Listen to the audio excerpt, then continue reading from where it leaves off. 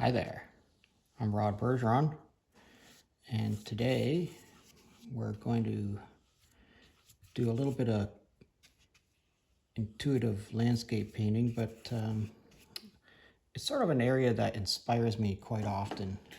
It's not very far from where I live, and it's a pretty interesting little piece of landscape because it has this little valley in it that I find really intriguing.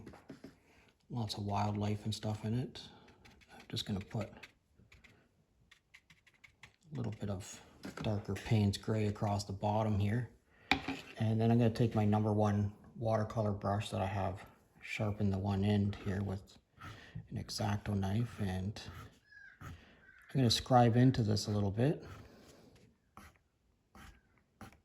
And just like this, put a few trees and a few branches on those trees in here. You know, wherever it is that you want, whatever inspires you. And then I'm going to take this brush and I'm not going to rinse it off or anything, and I'm going to put a little swoop of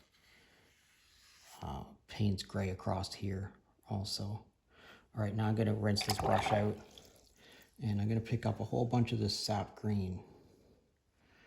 We're going to put some sap green into these trees and into these trees and across here. Okay, pick up a little bit more sap green for this. It's not too bad. Now down in this bit of a valley down here,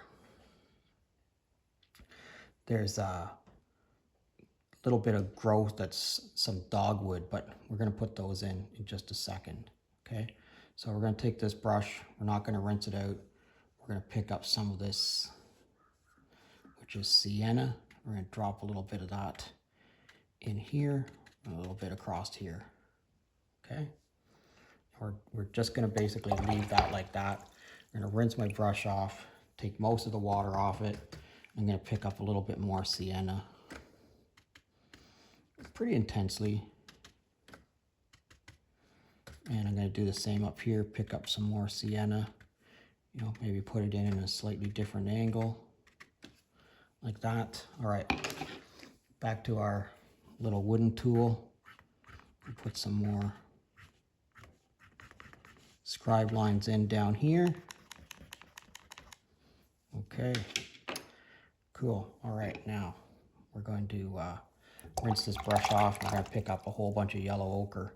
And our yellow ochre is going to go all the way from one side to the other. Okay, so I'm going to pick up as much yellow ochre as I can here, fairly intensely. Okay, you can see how much paint I have on my brush, I think.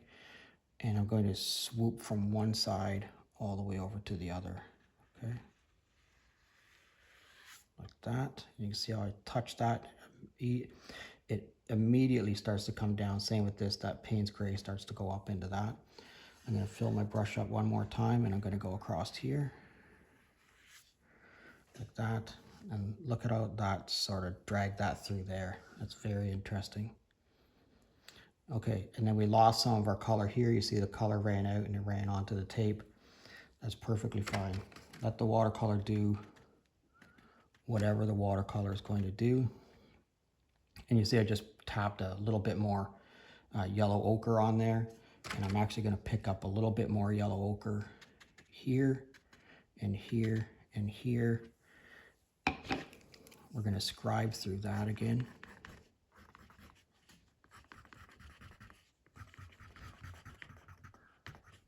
Okay, I'm going to put a little bit more yellow ochre down here too. And then I'm going to pick up some, I rinsed this brush off really well, and I'm going to pick up some sienna, and I'm just going to drop some sienna in a few places like that. Maybe a little bit more up here. Okay, we're not going to do too much more than that to it. I got my little bag of salt here. I'm going to put some salt across these trees up in the top up here, a little bit here, a few other places, just a couple of grains. We're not trying to drop You know, it would only really be a couple of grains of salt in a very few places. All right. As I look at this, I just think there's not quite enough darkness in it. So I'm going to pick up some more Payne's Gray right off the palette on my brush, and I'm just going to touch this in a few places, pick up a little bit more. Just like that. Maybe I'm going to scribe out of a few of these too.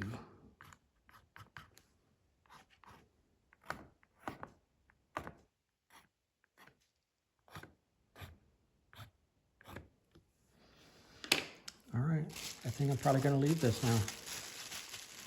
I say that, and then I pick up the salt, and I'm just going to drop a couple more grains of salt in a few more places, and that's it. Let's let it dry and see what we get. All right, let's have a look at what happened here. I want you to notice, first of all, that I purposely didn't paint in any sky. You know, a very modern way of doing watercolor is we don't put in any sky. It's just a white page. Now, I don't do that very often, but I do like to have some fun with it once in a while. The other thing I want you to notice is that this initial color that we put on here has been pushed way into the background. See this, how it makes this hazy line? It looks like it's way, way off in the distance. And that's a great way to build up depth of field in your painting. And look at these scribe lines that we put in right near the beginning to, you know, to build these trees. And then what the salt has done. Salt does really some magical things to watercolor. And then across the foreground here, where we have these scribe lines on here, and we've really built up a lot of depth of field, again, sort of foreground, midground, you know, and then many, many layers going into the background. And, you know, what happens when we put our mat on here? You know, I just think for me, my work doesn't get any better than that. That's really super, super interesting for me. And I'm going to put my little RB down here. There's links to all the materials and supplies that I use in the description. And there's Amazon links in there for all that stuff. If you'd use that, I would greatly appreciate it. And as always, if you're currently a subscriber, thanks a lot. And if you're not currently a subscriber, please consider subscribing to my channel. I'd love to hear from you. I'd love to know where you're from. If you could drop me a comment and let me know where you're watching from, I'd really appreciate it. Thanks for watching today, and I hope you come back again real soon.